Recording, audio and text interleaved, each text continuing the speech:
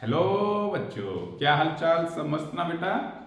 तो आज हम जो है लेके आए हैं आप लोगों के लिए आंकिक प्रश्न। देखिए बेटा, जो एग्जाम में भौतिक विज्ञान के पेपर में आंकिक प्रश्न का भी बहुत बड़ा योगदान है। आंकिक प्रश्न बहुत आते हैं, तो आंकिक प्रश्न आपके यहाँ बिल्कुल हलवा हलवा जैसे हैं।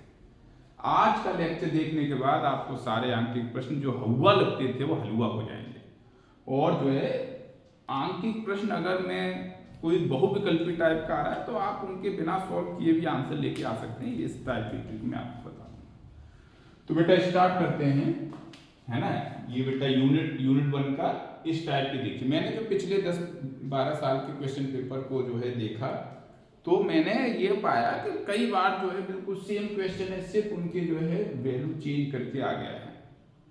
तो आपको देखिए, तो क्वेश्चन नंबर 1 बेटा पढ़ो। किसी वर्नियर पैमाने के 10 भागों की लंबाई, वर्नियर पैमाने के 10 भागों की लंबाई मुख्य पैमाने के 9 भागों की लंबाई के बराबर है। तो इसमें कौन सी नई बात हो गई? यही जो है आपके जो है वर्नियर कैलिपर्स में होता ही है। वर्नियर कैलिपर्स का जब मैंने सिद्धांत बताया था, तब मैंने कहा था कि वर्नियर पैमाने के n भागों की लंबाई मुख्य पैमाने के n-1 भागों की अब लंबाई होती है। तो यहाँ पे 10 दे दे तो यहाँ 9 हो गया, यहाँ 20 देगा तो यहाँ 19 होगा, यहाँ 40 देगा तो यहाँ 39 हो जाएगा। इस टाइप से वैल्यू बदल के वो दे रहा है आपको जो है। तो देखो, तो मुख्य पैमाना मिलीमीटर में ही होता है। उस यंत्र का अल्पतमांक ज्ञात करो। अगर ये बेटा बहुविकल्पी में आ रहा है तो बिना कुछ किए आपको इसका आंसर 0.1 मिलीमीटर करके आना है, कुछ भी सोल्व नहीं करना। लेकिन अगर जो है क्वेश्चन में आ रहा है, मतलब जो है उसमें आपको जो है 1, 2, 3, 4 मार्क्स में, 2-3 मार्क्स में आ रहा है, 1-2 में, तब आपको जो उसे सोल्व करके दिखाना है। तो बेटा जैसे जैसे क्वेश्चन में बोल रहा है वैसे आप कर लो। जो है देखिए, माना के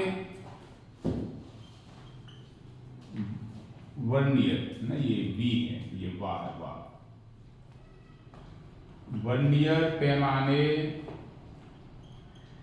के एक खाने का मान, एक जो है उसका मान V है। उसी प्रकार से मुख्य पैमाने के एक खाने का मान लीजिए M है बेटा जो है, ठीक है।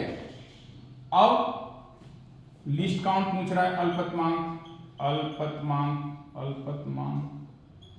है ना। अल्पतमांक क्या होता है? LC लिस्ट काउंट मान लीजिए, वो क्या होता है? M-V होता है। Equation number 1। तो मुझे M-V का वैल्यू कैलकुलेट करना है। तो अब देखिए प्रश्नानुसार, ठीक है बेटा। देखिए 10 जो है भाग हैं किसके? वर्नियर स्केल के। इक्वल टू क्या है? 9M की इक्वल है। देखो 10 की इक्वल टू 9M, तो 1V इक्वल टू 9/10 M आ गया। अब लिस्ट काउंट देखो, अल्पतमांक क्या होता है? M माइनस ये V means 1M minus 1V। तो M का वैल्यू M और V का वैल्यू कितना आ गया? 9/10 M। अगर इससे कंफ्यूज हो रहे हो तो ऐसे देखो। तो ये बेटा देखो 10 LCM आ गया, 10 माइनस 9 M। तो जो है अल्पतमांक क्या आ गया बेटा? इसको क्वेश्चन को सही से सीख लो, बाकी सब बहुत आसान हो जाएगा। अल्पतमांक की वैल्यू 1/10 और इंटू M। M क्या है? मुख्य पैमाने के एक भाग का मान। एक भाग का मान कितना होगा? 1 जो मिलीमीटर बोल रहा है इसमें जो है, तो 1 जो मिलीमीटर आप रख दो इसमें, तो कितना होगा बेटा? 0.1 मिलीमीटर। देखो आ गया कि नहीं? वही आंसर। तो इस टाइप से है। बताओ सबको ये क्वेश्चन जो है आंसर सही से मालूम हो चुका होगा, सही से समझ में आ गया होगा बेटा। बताओ किसी कोई प्रॉब्लम? आसान है बिल्कुल। अब देखिए, अब प्रॉब्लम नंबर 2। अब देखिए, अब क्या किया उसने? इसमें क्या कर दिया कि 20 भाग मुख्य पैमाने के 19 भाग की इक्वल है। इस टाइप से आ गया क्वेश्चन जो है। अब बोला मुख्य पैमाना अर्ध मिलीमीटर में है ना। जब 20 भाग होंगे तो उसमें जो है 1 जो मिलीमीटर में भी 0.5 मिलीमीटर भी होगा। उस यंत्र का अल्पतमांक है ना कीजिए ज्ञात। तो बेटा बिल्कुल सेम ऐसे ही है, ये भी सेम, ये भी सेम। यहाँ क्या हो जाएगा 20, यहाँ हो जाएगा 19। कहने का मतलब मुख्य पैमाने के एक डिवीजन का मान वर्नियर पैमाने के एक डिवीजन के मान से ज्यादा होता है। तो ये हो गया 19/20। बताओ बेटा, ये 19/20 हो गया यहाँ, ये 20 - 19/20 हो गया। बताओ यहाँ पे किसी कोई प्रॉब्लम? तो ये कितना हो गया 1/20, 1/20 एम, और एम का मीन्स 1 जो मिलीमीटर है, तो ये कितना हो गया 0.05 मिलीमीटर हो गया लीस्ट काउंट। और कितना आ गया 0.05 मिलीमीटर। मतलब ये 1 मिलीमीटर के भी आधे भाग की माप को शुद्धता के साथ पढ़ सकता है। ये सब उसको हो चुका है। इसी में उसने और भी कहा आगे जो है बेटा समझो से जो है, उसने ये कहा कि जब मैं इस वर्नियर कैलिपर्स को इस्तेमाल कर रहा हूं किसी जो है छड़ की लंबाई ज्ञात करने के लिए, किसी छड़ की लंबाई ज्ञात करने के लिए, तो उसमें मैंने देखा कि मुख्य पैमाने का जो है रीडिंग, मुख्य पैमाने की रीडिंग 1.6 सेंटीमीटर रही। ये सब देखो मैंने वर्नियर कैलिपर्स और स्क्रू गेज पे जो है सेपरेटली जो है प्रैक्टिकल लैब से जो है आपको वीडियो डाले हुए हैं, जिससे कि आपको जो अच्छे से बिल्कुल फील आ जाए, आपको जो है चीजें बिल्कुल फील हों के साथ जो कैसे क्या है। तो ये मुख्य पैमाने वाला आ रहा है 1.6 सेंटीमीटर।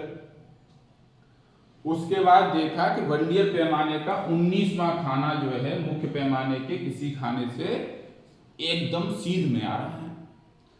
तो पूछ रहा है कि उस जो है वस्तु की लंबाई क्या होगी। तो बेटा देखो वस्तु की लंबाई के लिए मैंने आपको बताया main scale reading plus least count into number of division on vernier scale. तो देखो बेटा मेन स्केल कितना है 1.6 सेंटीमीटर है, यूनिट का ख्याल रखो। अब लीस्ट काउंट भी सेंटीमीटर वाला आना है, ये लीस्ट काउंट मिलीमीटर वाला है, तो सेंटीमीटर वाला क्या जाएगा 0.005 सेंटीमीटर इनटू 19। अभी क्या हो गया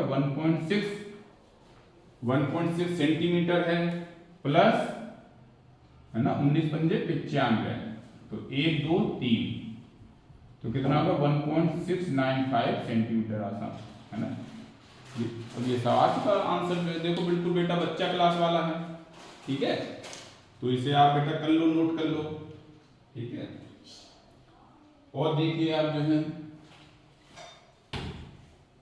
अब इसे हटाओ, तो ये बेटा सबके लिए बहुत आसान हो चुका होगा।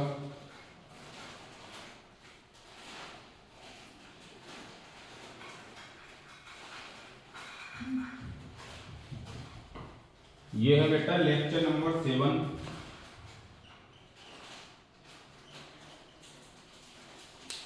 अब क्वेश्चन नंबर 3 समझो। अब जो बहुत बार ये सब पूछा गया है कि 1 माइक्रोमीटर या माइक्रोमीटर बोलो या माइक्रोन बोलो बेटा, ये सब किसकी इक्वल होता है? तो बेटा ये 10⁻⁶ मीटर के इक्वल होता है। 1 नैनोमीटर ये 10⁻⁹ मीटर की इक्वल होता है। 1 एंगस्ट्रॉम ये 10⁻⁻10 मीटर की होता है। 1 पिकोमीटर क्या होता था पिको, ये 10⁻12 मीटर होता है, ठीक है। क्वेश्चन नंबर 4 बहुत बार पूछा गया है कि सब प्रकाश वर्ष कितने है ना, प्रकाश वर्ष को बोलते हैं लाइट ईयर। 1 लाइट ईयर जो है प्रकाश वर्ष किस भौतिक राशि का मात्रक है? तो बेटा आप कंफ्यूज मत होइए, वर्ष से जो मालूम पड़ रहा है कि ये किसी समय का मात्रक है, लेकिन आप लोगों को याद रखना है कि ये तो दूरी का ही मात्रक है। अब कोई पूछे प्रकाश वर्ष कौन सी दूरी है, वो दूरी है जो प्रकाश है ना, प्रकाश 1 साल में, टाइम कितना है 1 साल में निर्वात में दूरी तय करे। मीन्स दूरी इक्वल टू क्या हो गया c × t। c क्या है? प्रकाश की चाल निर्वात में कितनी होती है 3 गुना 10 की घात 8। टाइम कितना बेटा 1 साल। मान लो ऑन एन एवरेज 365 दिन हैं, तो उसे आपको ऐसा यूज में लाने के लिए एक दिन में 24 घंटे 60 मिनट और 60 सेकंड। इसे बेटा अगर आप है ना करोगे सॉल्व तो लगभग 9.46 इंटू 10 की घात 15 मीटर। 9.46 इंटू 10 की घात 15 मीटर। ठीक है बेटा, तो ये सब मतलब प्रकाश वर्ष होता है। तो ये सब आया। अब आप जो है ना कीजिए बेटा। क्वेश्चन नंबर 5 देखिए, ये स्क्रू गेज पे आया, ये भी बिल्कुल आसान है, हल हुआ है, बच्चा क्लास का है। किसी स्क्रू गेज की जगह कभी कभी देता है पेच मापी, दोनों एक ही चीज है। कि शीर्ष पैमाना, शीर्ष देगा या मुख्य पैमाना, एक ही बात है। आपको मालूम है स्क्रू गेज में 2 प्रकार के पैमाने होते हैं, एक शीर्ष पैमाना, एक गोल पैमाना, गोली पैमाना। पर 100 भाग है ना, 100 भाग होते भी है, उसमें कौन सी नई बात है। 100 है ना, किसी में 50 भाग होते हैं। यदि पेच का पिच अथवा चूड़ी अंतराल, पिच देगा या फिर चूड़ी अंतराल 1/2 मिलीमीटर है ना, कभी 1/2 मिलीमीटर देगा, कभी वो 1 मिलीमीटर देगा। वैल्यू चेंज करेगा, यहाँ पे वैल्यू चेंज करेगा, यहाँ पे वैल्यू चेंज करेगा। तो स्क्रू गेज का अल्पतमांक ज्ञात कीजिए। तो स्क्रू गेज का अल्पतमांक सीधे सीधे होता है चूड़ी अंतराल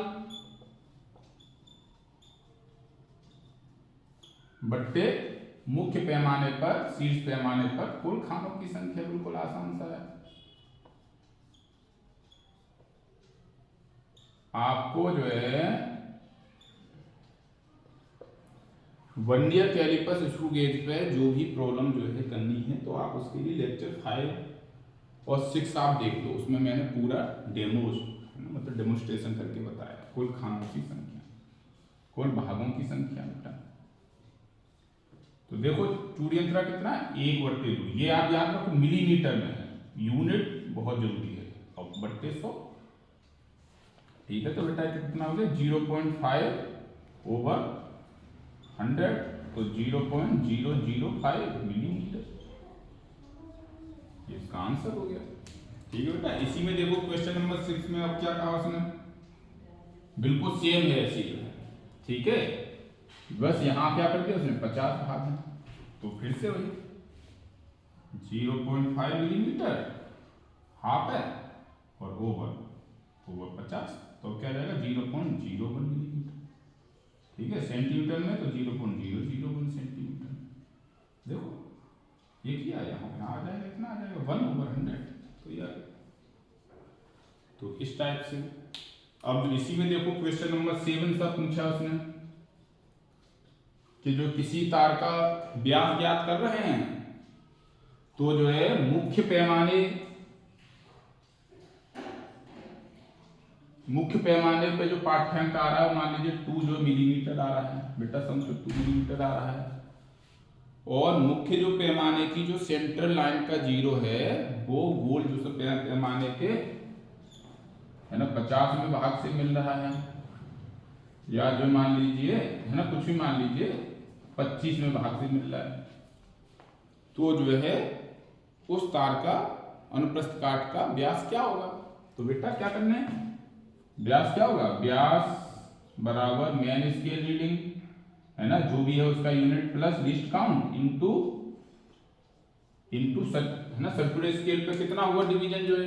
तो बेटा मेन स्केल कितना 2 मिलीमीटर है, तो लीस्ट काउंट भी मिलीमीटर वाला 0.01 मिलीमीटर है ना। लीस्ट काउंट अगर इसी में है, ये सब इसी सब क्वेश्चन का पार्ट है, तो 0.01 मिलीमीटर है, ठीक है। इनटू ये कितने है 25, तो कितना होगा 2 प्लस 0.25, तो 2.25 मिलीमीटर। कोई सेंटीमीटर में पूछेगा तो 0.225 सेंटीमीटर है ना, दिख रहा है बच्चों है ना, पढ़ने में आ रहा है। तो इस टाइप से ये आपके साथ हो गए क्वेश्चन जो है, ठीक है। तो अब देखते हैं अगले क्वेश्चन। देखो बेटा क्वेश्चन में कहा गया है कि एक पेच मापी का चूड़ी अंतराल 0.05 सेंटीमीटर है, मतलब उसका पिच इतना है। इससे 0.0005 सेंटीमीटर तक शुद्ध माप लेने के लिए वृत्तीय पैमाने पर कितने खाने होंगे। देखो बेटा आपको मालूम है स्क्रू गेज का अल्पतमांक क्या है? चूड़ी अंतराल बट्टे गोल पैमाने या वृत्तीय पैमाने पर बने कुल खानों की संख्या। ठीक है बेटा, किसी कोई प्रॉब्लम? ये सूत्र मालूम है। तो इसमें आप सीखो, देखो एक जो है अल्पतमांक को अगर शॉर्ट में लिखूं तो LC, एक चूड़ी जो है चूड़ी अंतराल और वृत्तीय पैमाने पर कुल खानों की संख्या। तीन जो है चीजें हैं इसमें, तीन में से कोई सी दो चीजें दे के रखेगा, तीसरी चीज पूछ सकता है, कोई सी पूछ सकता है। अब इसमें चूड़ी अंतराल की वैल्यू दी हुई है तो 0.05 सेंटीमीटर है, तो सेंटीमीटर देख लो। अब ये क्या बेटा इसका, ये इसका अल्पतमांक होगा कि इतनी जो कम से कम इतनी वैल्यू को शुद्धता के साथ नाप रहा है, उसका अल्पतमांक होता है। तो 0.0005। अब ये देख लो सेंटीमीटर में है तो सेंटीमीटर में यही। जब भी आप किसी प्रॉब्लम को कर रहे हो तो सारे की सारी भौतिक राशि एक ही सिस्टम में होनी चाहिए, तभी आपके आंसर सही आएंगे, वरना आंसर ही सही नहीं आएंगे। वृत्तीय पैमाने पर देखो है ना, कितने खाने पूछा, मान लीजिए n खाने, n की वैल्यू पूछी गई है। तो देखो बेटा n की वैल्यू क्या आ गई? 0.005 ओवर 0.0005। अब देखो 3 है ना, इसे लेके जाओ 1 2 3 4 हो गया, और 1 2 3 4, 1 2 3 4 हो गया, और 1 2 3 4 क्या हो गया? 0.05 है ना इसमें, एक बार देख लेते हैं 0.05। ठीक है बेटा, 0.0005 सेंटीमीटर है, दोनों ही सेंटीमीटर है। देखो बेटा ये 0.05 तो 0.05 ओवर ये तो कितना होगा 5, जैसे 100 हो गया, 1 2 3 4 में तो 1 2 3 4 5 आ गया, कितना आ गया n। बेटा कैलकुलेशन में गलती नहीं होनी चाहिए, तो n का वैल्यू 100 भाग आ गया। देखो इस टाइप से आपका हो चुका जो, ठीक है। इसी में देखो क्वेश्चन नंबर 8 में सब पूछा गया है, एक पेच मापी का चूड़ी अंतराल दिया हुआ बेटा 1 मिलीमीटर, ठीक है, और जो है कहा गया है कि वृत्तीय पैमाने पर भाग हैं 100 भाग हैं, वृत्तीय पैमाने पर 100 भाग हैं, तो उसका लिस्ट काउंट क्या होगा? तो देखो है ना, अब लिस्ट काउंट क्या होगा? नहीं 100 नहीं, जो मतलब है ना बोल रहा बेटा 50 भाग हैं, तो 1/50 आंसर मिलीमीटर में आएगा, तो एक कितना हो गया बेटा 0.02 मिलीमीटर, ठीक है ना बेटा, 0.02 मिलीमीटर, तो ये इसका आंसर है। ठीक है, अब देखिए मैं कुछ और क्वेश्चन आपको बताता हूँ बेटा, ठीक है। ये जो है क्वेश्चन नंबर 9 हो गया, ठीक है। अब इसे हटा देता हूँ। देखिए कुछ छोटे छोटे क्वेश्चन और जो आए हैं आपके यहाँ, वो मैं एक साथ जो बुक से आपको बताने की कोशिश कर रहा हूँ। आप जो है मेरी बात को बहुत ध्यान से देखिए, आप मेरी बात को बहुत ध्यान से सुनिए, बोर्ड पे आपकी आंखें रहें और पेन आपके जो है कॉपी पे चलते रहें बेटा, तब जाके जो है फिजिक्स में अच्छे मार्क्स आ पाते हैं। देखो क्वेश्चन नंबर 10। अब देखो मैं क्वेश्चन बेटा लिख नहीं रहा हूं जो है, अब मैं क्वेश्चन पढ़ रहा हूं, आप जो ध्यान पूर्वक बेटा है ना सुनो। देखो क्वेश्चन इस टाइप से है, एक लाल रक्त कणिका का व्यास, एक लाल रक्त कणिका का व्यास दिया हुआ 10⁻5 मीटर, तो पूछ रहे माइक्रोन में इसका मान कितना होगा? माइक्रोन में इसका कितना मान होगा? तो बेटा आपको मालूम है कि 1 माइक्रोन इक्वल टू 10⁻6 मीटर, कहने का मीन्स क्या, 10⁻6 मीटर इक्वल टू 1 माइक्रोन, तो 1 जो मीटर इक्वल टू 10⁻6 माइक्रोन, और 10⁻⁻ में कितना हो जाएंगे, 10⁻⁻ का गुणा करना पड़ेगा, तो ये ऊपर जाएगा, तो 10⁻5 प्लस 6, तो 10 जो है माइक्रोन है ना, 10 माइक्रोन आपका आंसर आ गया। अब देखिए बेटा क्वेश्चन नंबर 11। पूछा है कि जो है ये 4 ऑप्शन आपको बेटा दिए हुए हैं।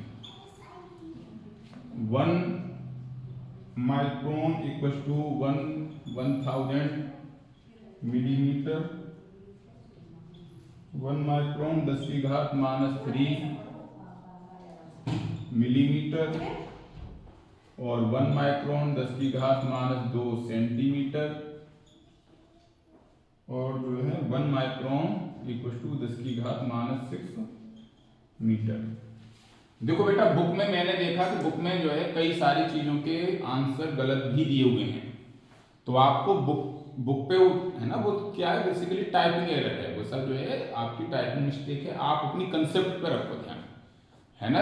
जैसे कि मैं जिस बुक से करा रहा हूँ आपको, उसमें जो पहला ही क्वेश्चन जो है आंसर रॉन्ग है, लेकिन आपको उससे कोई नहीं है ना फर्क पड़ना चाहिए। आप तो अपना कंसेप्ट क्लियर कर रखो बेटा।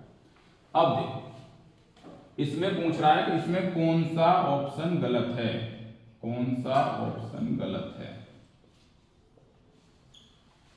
तो है ना, देखो बेटा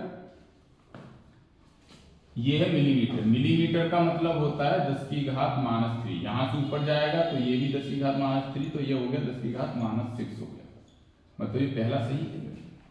ये भी ये मिलीमीटर क्या होता है 10⁻³ हो गया, तो ये भी 10⁻⁶ हो गया। बेटा समझ में आ रहा है, ये हो गया ये। अब ये सब होता ही है, लेकिन ये क्या होता है 10⁻² और सेंटीमीटर में भी क्या होता है 10⁻² मीटर होता है, तो ये क्या होगा 10⁻⁴ मीटर हुआ।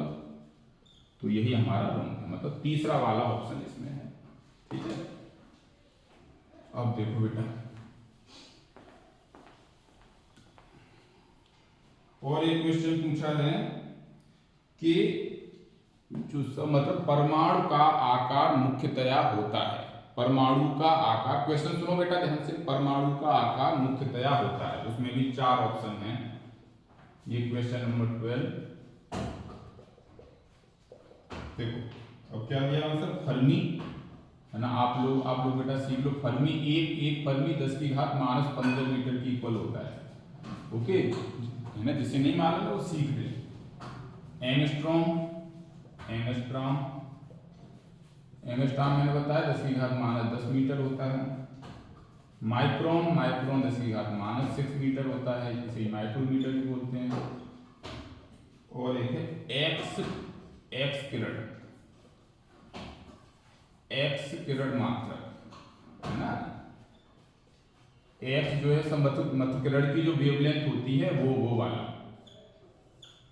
ठीक है। तो देखो बेटा इसमें तो जो भी जो है मतलब एटम है, परमाणु का साइज जो है वो एंगस्ट्रॉम के ऑर्डर का होता है, तो इसका आंसर सही आंसर क्या है 10⁻10 मीटर, ठीक है बेटा।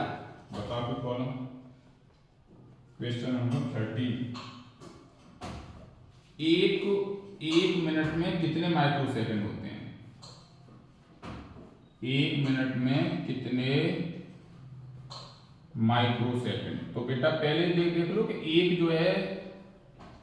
जो मिनट में कितने सेकंड होते हैं, तो एक जो है मिनट इक्वल टू 60 सेकंड और 1 सेकंड में है ना 10⁻⁶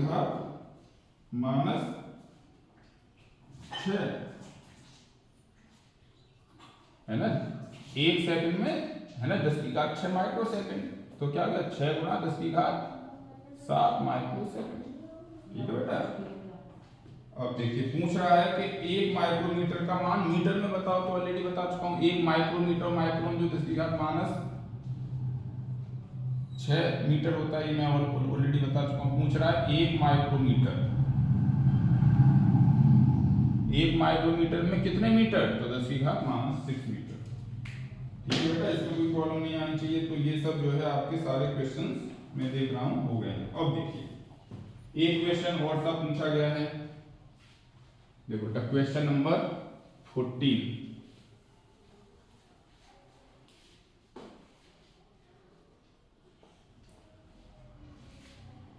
बोल रहा है कि एक जो है तारे से सूर्य के प्रकाश को, क्वेश्चन समझो, तारे से सूर्य के प्रकाश को पृथ्वी तक आने में 5 वर्ष लगते हैं, 5 वर्ष लगते हैं, है ना। क्या बोल रहा हूं, किसी भी तारे से सूर्य के प्रकाश को पृथ्वी तक आने में 5 वर्ष लगते हैं। तो पृथ्वी और तारे के बीच की दूरी बताओ। पृथ्वी व तारे के बीच की दूरी बताओ। ठीक है, तो मालूम है आपको जो है सूर्य के प्रकाश को पृथ्वी तक आने में 1 वर्ष लगता है। तो दूरी कितनी होगी? एक वर्ष में जो है लगता है आपको 9.46 इंटू 10⁻15 मीटर। तो 5 जो है वर्ष में, इसका मल्टीप्लाई कर दोगे 5 चौक 30। ठीक है बेटा, 5 चौक 30, 5 चौक 20 और 3 23 और 5 45 और 2 47, 47.3 10⁻15 मतलब 4.73 इंटू 10⁻16 मीटर चलना पड़ेगा। मतलब इतनी तारे और पृथ्वी के बीच की दूरी होगी। अब वो पूछ रहा है कि इसका आंसर बताइए बेटा किलोमीटर में। ओके, अगर किलोमीटर में लाना है तो इसमें 1000 का आप क्या कर दोगे? 1000 का डिवीजन कर दोगे। तो ये 10⁻3, ये 10⁻16, तो 10⁻13 हो गया। तो 4.73 इंटू 10⁻13 बेटा किलोमीटर हो गया। बताओ बेटा कैसा रहा? तो ये 14 क्वेश्चन हो गए। अब देखिए क्वेश्चन नंबर 16 देखो बेटा, इसमें कहा गया है, ये सब क्वेश्चन आया विमाओं से। विमाओं से भी बहुत सारे क्वेश्चन हैं जो है सीधे सीधे आपसे पूछा है कि किसकी विमा होगी और ये सब जो है किसकी विमा नहीं होगी। तो विमा वाले क्वेश्चन आप जो विमा याद करके जो है विमा कैलकुलेट करके आसानी से कर सकते हैं। तो वो है ना, बिल्कुल आसान है, बच्चा क्लास के आप कर लेंगे। देखिए ये सब पूछा गया विमाओं के उपयोग से। सार्वत्रिक गुरुत्वाकर्षण, अब नियतांक का मान दिया हुआ 6.67 इंटू 10⁻11 न्यूटन मीटर स्क्वायर प्रति केजी स्क्वायर, मतलब ये एसआई यूनिट में है। पूछ रहा है जी का मान सीजीएस पद्धति में क्या होगा।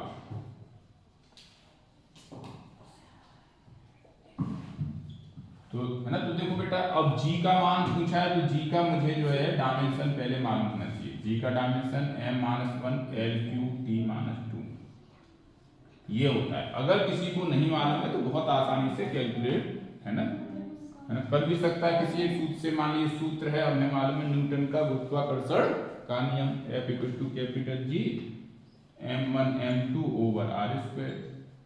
तो g का वैल्यू क्या हो जाएगा? Fr² over m1 m2। तो देखो f का वैल्यू mLT, अगर आप भूल जाओ तो बहुत तेजी से आप इसे कैलकुलेट भी कर सकते हो। सूत्र याद होना चाहिए, सूत्र नहीं होगा यार मैं कुछ नहीं कर सकता, कोई भी कुछ नहीं कर सकता। तो क्या गया? m की घात ऊपर जाएगी -1, L2 1 यहाँ L3 और t की पावर -2। ठीक है बेटा, तो a की वैल्यू क्या होगी? -1, b की वैल्यू +3 और c की वैल्यू -2। ये सब आ गई ABC की वैल्यू। अब देखो सूत्र मैंने बताया था आपको, क्या बताया था? n2 = n1 m1 over m2 की power a, l1 over l2 की पावर b और t1 ओवर t2 की पावर c। तो देखो बेटा n1 की वैल्यू कितनी दी हुई? 6.67 10⁻11। m1 देखो पहले में क्या होगा? kg और दूसरे सिस्टम में क्या होता है? सीजीएस में ग्राम होता है। सीजीएस का मीन सेंटीमीटर, ग्राम और ये सेकंड।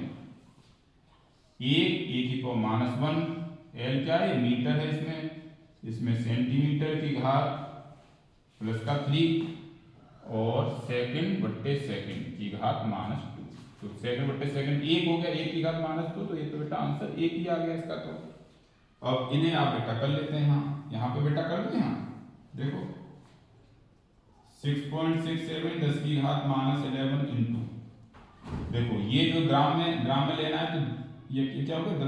है ना 10⁻3, 1 किलोग्राम में 1000 ग्राम होते हैं। तो 10⁻3 -1 है तो -3 हो गया बेटा। अब देखो एक जो मीटर में सेंटीमीटर कितने होते हैं? 100 का मतलब बेटा 10⁻2 जो है, और ये 10⁻2 और ये 3 है, तो बेटा 3 का इसे मल्टीप्लाई करोगे 3 दूनी 6 हो गया। तो देखो बेटा ये है ना, किसी कोई प्रॉब्लम नहीं होनी चाहिए। 10 की घात 3 -3 हो गया, और 10 की घात 2, 10 की घात 6 हो गया। अब देखो प्लस की बेटा कितनी होगी, 6.67 इंटू 11 3 14 इंटू 10 की घात 6, तो 6.67 इंटू 10 की घात -8। ये देखो बेटा एक बार फिर से करो चेक जो है, तो बेटा 6.67 इंटू 10 की घात -8 आ गया। इतना सीजीएस यूनिट है ना, सीजीएस यूनिट सिंपल जो है ये एम है। एम किसमें है आपका, सेंटीमीटर, मास है ना ये तो ग्राम, लेंथ सेंटीमीटर, -1 +3 और सेकंड -2, ये सब इसकी ऐसा यूनिट होगी। या जो यहाँ से आप लागो तो बेटा है ना, न्यूटन क्या होती है, डाइन होता है सीजीएस, ये centimetre square, Newton centimetre square, और ये ग्राम स्क्वायर है ना, ये यूनिट होती है। तो ये हो चुका है, बिल्कुल आसान सा था। छाप लो बेटा, जो है छाप लो।